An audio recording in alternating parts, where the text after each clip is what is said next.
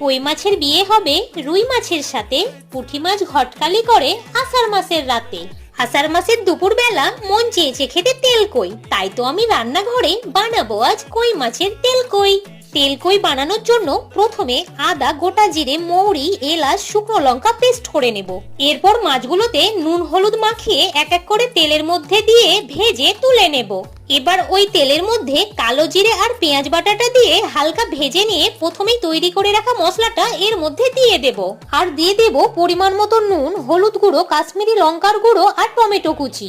এবার এই সবগুলোকে একসাথে মিশিয়ে নিয়ে অল্প অল্প জল দিয়ে খুব ভালোভাবে কষে নেব। এবার যখন মশলা থেকে তেলটা ছেড়ে আসবে তখন পরিমাণ মতো জল দিয়ে দেব। এবার ঝোলটা ফুটে উঠলে ভেজে রাখা মাছগুলো এর মধ্যে দিয়ে দেব। আর দিয়ে দেব কয়েকটা চিরা কাঁচা লঙ্কা। আর 10 মিনিট পর গ্যাসটা অফ করে নামিয়ে নেব। ব্যাস, তাহলেই রেডি কই মাছের তেল কই।